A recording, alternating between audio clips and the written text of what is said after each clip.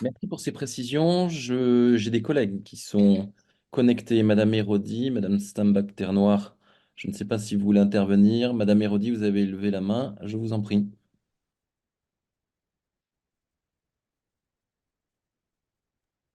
Vous enlevez votre micro. Voilà. Bonjour à tous, merci pour vos explications.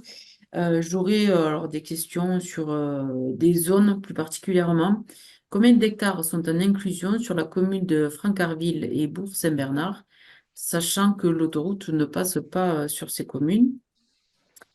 Et ensuite, est-ce que les cultures du groupe Pierre Fabre sont concernées par ces exclusions, inclusions et comment ça se passe sur les délaissés, sur ces zones trop petites devenues inexploitables. Euh, voilà, comment ça se passe pour ces terres-là. Pour ce qui est de Francarville et donc Vandine, ce sont aujourd'hui, je parle de ces deux communes de façon particulière.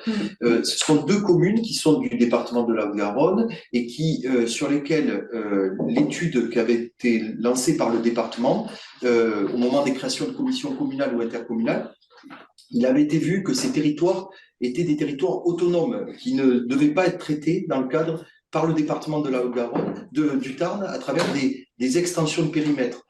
Il a été juste pris quelques hectares de la commune de Francarville pour des bouts de parcelles, puisque le territoire, les limites communales ne correspondent pas à des cultures, des limites de culture. Donc, il a été choisi d'inclure des toutes petites parties de la commune de Francarville et de très petites parties, je crois, très modestes aussi sur la commune de Vendine. Pour la commune de Bourg-Saint-Bernard, là par contre, il a été choisi avec des exploitants communs. Il a été intéressant de le traiter à travers l'aménagement foncier de Telatte-Montcabrier-Bagnères, à travers une extension de territoire de traitement sur une surface, on va vous le donner. Là, je ne peux pas vous la donner tout de suite. Inès est en train de récupérer cela. Nous sommes Parce sur... qu'il y avait un exploitant qui était identique. Voilà. 3 hectares sur Francarville, effectivement. Et Vandine, on a 11 hectares sur Vandine et Bourg-Saint-Bernard, donc maintenant. Là, c'était 80. Non, c'est un peu plus. Oui. Autour de 90 hectares sur la commune de Bourg-Saint-Bernard.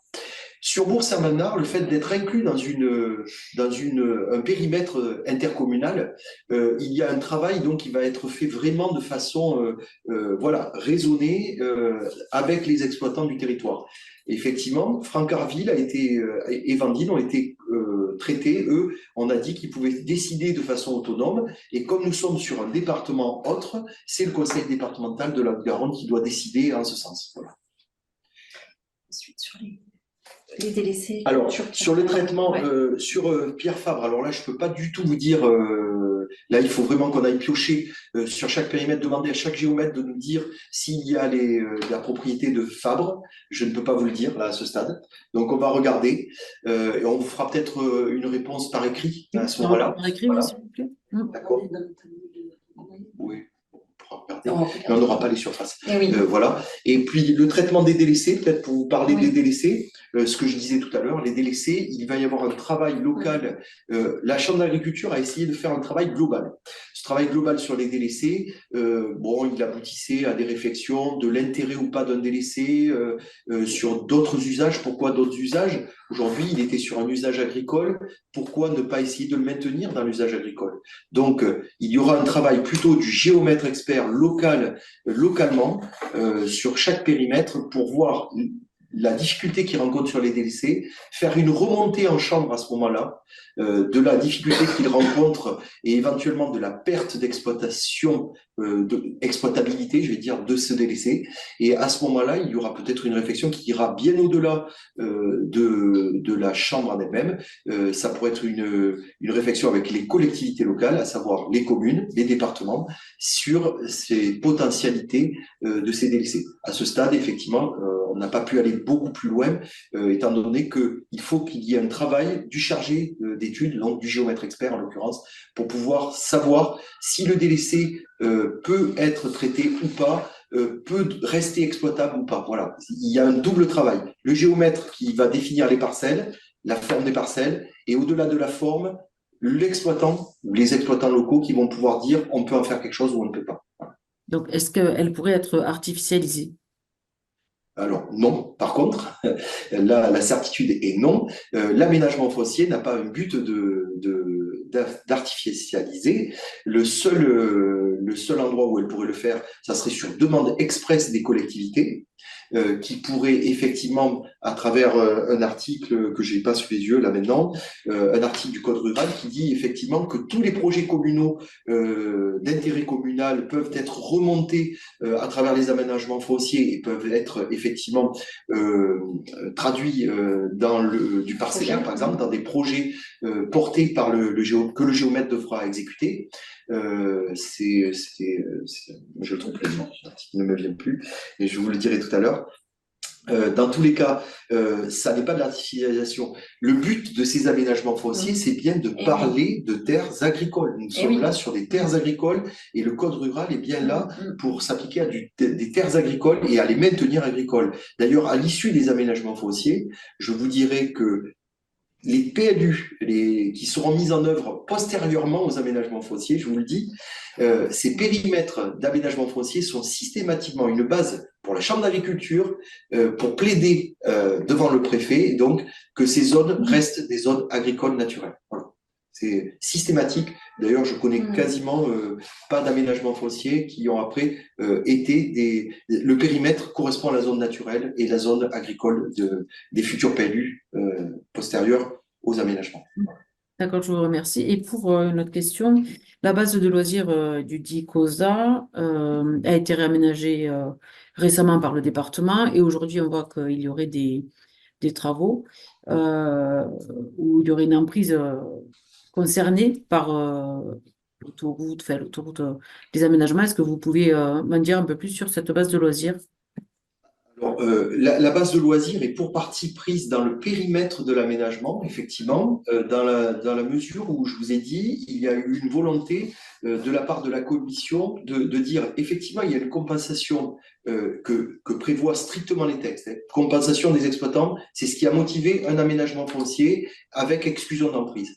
Mais au moment de la définition du périmètre, la commission a dit, mais pourquoi on n'étendrait pas dans cette zone naturelle, de façon à pouvoir y rajouter des mesures cohérentes, bien sûr cohérentes, hein, environnementales, complémentaires, pour pérenniser cette zone naturelle. Voilà. C'est donc, il y a eu la volonté de dire, non seulement l'aménagement foncier sera une procédure de compensation des exploitants agricoles, ce qui était dit, mais d'y rajouter aussi cette dimension environnementale, ce que avait souhaité le chargé d'études environnementales, le cabinet Adré, en l'occurrence, mais c'est ce qui a été soutenu même assez fort par la commission. Voilà. D'accord. Et juste la dernière remarque, je pense qu'on n'a pas eu de réponse par rapport au château de Moresco-Pons. Ou peut-être j'ai raté quelque chose, mais voilà. Alors, le château de Repréciser. Scopon, le château de Scopon a été tout à fait concerné et a reçu des courriers, puisqu'il avait fait connaître rapidement qu'il souhaitait être contacté par le bureau d'études. Il y avait eu un courrier adressé, donc il savait tout à fait qu'il y avait une opération d'aménagement foncier en vue. Deuxièmement, l'enquête publique, c'est une enquête publique avec un affichage par presse, effectivement, envoie notification à tous les propriétaires. Donc, Château de Scopon, c'est une SCI de mémoire. On pourra vérifier, c'est une SCI, donc elle a été contactée. Et deuxièmement, derrière, il y a eu pose de panneaux jaunes sur tout le périmètre d'enquête. Il y a eu sur chacun des périmètres entre 20 et 40 panneaux posés. Donc, on ne peut pas dire que les choses se sont faites sans transparence. Voilà. On vous reprécisera quand même le nom de la SCI propriétaire du château de Scopon pour vérifier qu'il a bien reçu un courrier. Bien. Merci. Je- Je ne sais pas s'il y a d'autres collègues qui veulent poser des questions. Madame la rapporteure.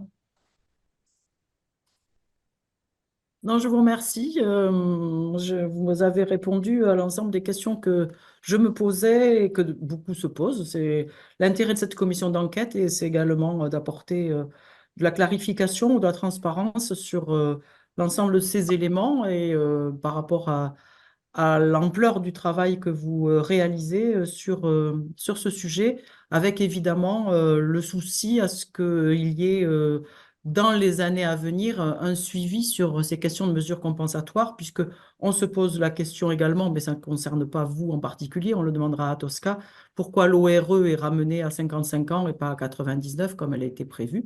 Mais ce n'est pas un sujet qui vous concerne, mais qui, malgré tout, impacte complètement la question du suivi des mesures compensatoires. En tout cas, merci beaucoup pour toutes vos explications. Tous les papiers que vous avez devant vous témoignent de l'ampleur de vos travaux. Et donc, merci et bonne fin de journée. Merci beaucoup. Merci à vous. Merci à toutes et à tous. Merci vraiment Merci à tout le pour monde. la clarté de vos explications et les précisions apportées à cette commission d'enquête. Merci. Bonne soirée. Merci à Merci. vous.